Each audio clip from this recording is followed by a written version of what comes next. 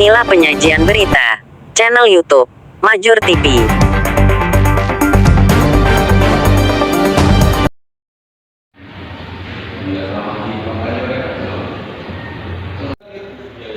Assalamualaikum warahmatullahi wabarakatuh. Kita sekarang berada di Majur TV. Nah, kita sekarang sudah ada untuk bedah kasus ketenagakerjaan di Sumatera Utara bersama Bang Awaludin Pane, Ketua Bidang Kelembagaan dan Organisasi di PPNI Sumatera Utara. Apa kabar, Pak? Selamat siang, alhamdulillah. Bang, bagaimana menurut Abang dengan kasus PHK ketenagakerjaan di Sumatera Utara dan seperti apa kira-kira menurut Abang? Ya, terima kasih pada hari ini kita ketemu di Majur TV yang hari ini kita membedah kasus ketenagakerjaan di Sumatera Utara. Kebetulan hari ini kita mau bedah kasus mengenai PHK ya, pemutusan hubungan kerja di Sumatera Utara. Dan kita lihat banyak pemutusan hubungan kerja itu terkadang ada yang dibawa kasusnya ke Dinas Tenaga Kerja Kota Medan dan ada yang dibawa di Dinas Tenaga Kerja Provinsi gitu. Ini kita bahas masalah Kota Medan saya juga dulu ya. Nah, kebanyakan kasus-kasus PHK itu kalau sudah naiknya ke Dinas Tenaga Kerja Kota Medan dan Kota Medan mengeluarkan anjuran, dan anjuran itulah menjadi kunci untuk naiknya ke PHI, pemutusan hubungan kerja di pengadilan sana. Nah, kita melihat kasus-kasus PHK ini hanya sebatas anjuran saja yang dikeluarkan. Nah, kita berharap jangan anjuran dong, penyelesaian gitu. Dan setelah penyelesaian itu dilihat dulu apa sih kasus per kasusnya gitu. Nah, kadang kan banyak kasus PHK ini yang terjadi itu perusahaan itu dengan terbitnya undang-undang yang terbaru ini, mereka itu kita lihat ya semaunya aja lah kita bilang.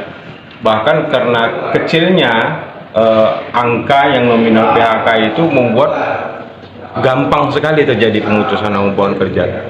Nah, kita berharap juga kepada Dinas Tenaga Kerja yang memberikan pemutusan hubungan kerja itu bisa meninjau ulang. Contohnya kasus-kasus apa aja, dan dia bisa ya memilah-milah lah. Dan selesailah di kasus di Dinas Tenaga Kerja Kota Medan itu, jangan sampai lagi di pengadilan, karena di sampai pengadilan itu biayanya cukup tinggi gitu Pak. Nah, itu ajalah yang harus kita tinjau ulang kembali gitu Pak. Bang, pandangan Abang kira-kira menurut Abang ini kira-kira Bang, karyawan kontrak itu seperti apa kira-kira Bang? Nah, sekarang kita melihat sebenarnya di Undang-Undang Ketenagakerjaan itu tidak ada kontrak Pak. Yang ada itu PKWT Pak. Jadi PKWT itulah yang dibilang jadi kontrak sama oleh pihak perusahaan ataupun pihak dinas sendiri gitu.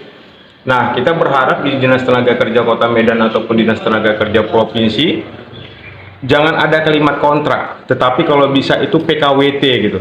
Nah, PKWT itu kan ada jarak-jaraknya. Nah, kebanyakan pekerja itu kan bekerjanya di tahun ya kita bilang pakai Undang-Undang 13 tahun 2003. Nah, sekarang begitu ada keluar undang-undang yang terbaru ini, mereka mempergunakan undang-undang terbaru gitu. Padahal pekerja itu masuknya di tahun 2003 gitu.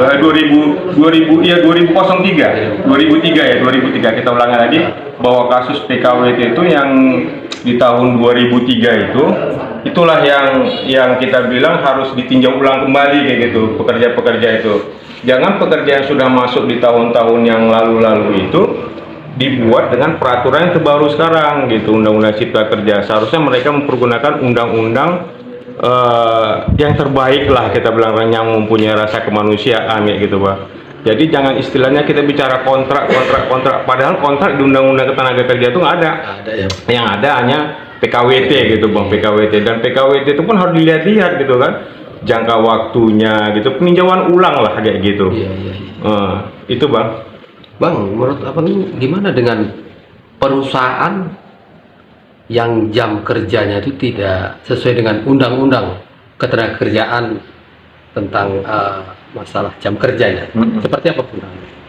Ya, banyak Bang sekarang yang saat ini ya, karena kepengawasan itu kurang ya dari Dinas Tenaga Kerja Provinsi, dan ya kita lihat pun pengawas-pengawas kita sekarang untuk mengenai ketenaga kerjaan itu agak lamban gitu Bang. Kita pun agak kecewa tuh dari Serikat Pekerja Serikat Buruh. Namun ya kita minta supaya Bapak Dinas Tenaga Kerja Provinsi yang menaungi kepengawasan itu harus lebih mengejar lah kasus-kasus begini gitu kan. Ada laporan langsung ditanggapin gitu. Jangan sampai kasus sedang proses itu lama-lama gitu Bang. Yang didiamkan gitu ya Bang. Benar gitu Bang.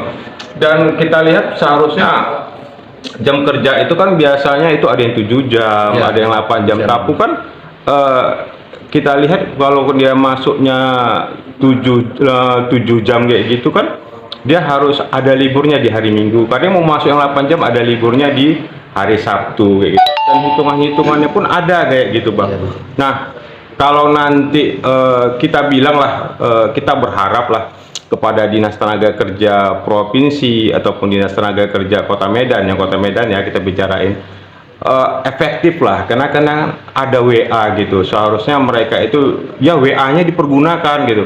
Jam kerja yang masuk segini, dari jam 7 ke jam 3, ada istirahatnya, ada extra codingnya. Ya kan harus lihat Bang, kalau untuk wanita itu ada ya kita bilang pengawasan lah di dalam jam-jam kerja lembur kayak gini gitu Bang.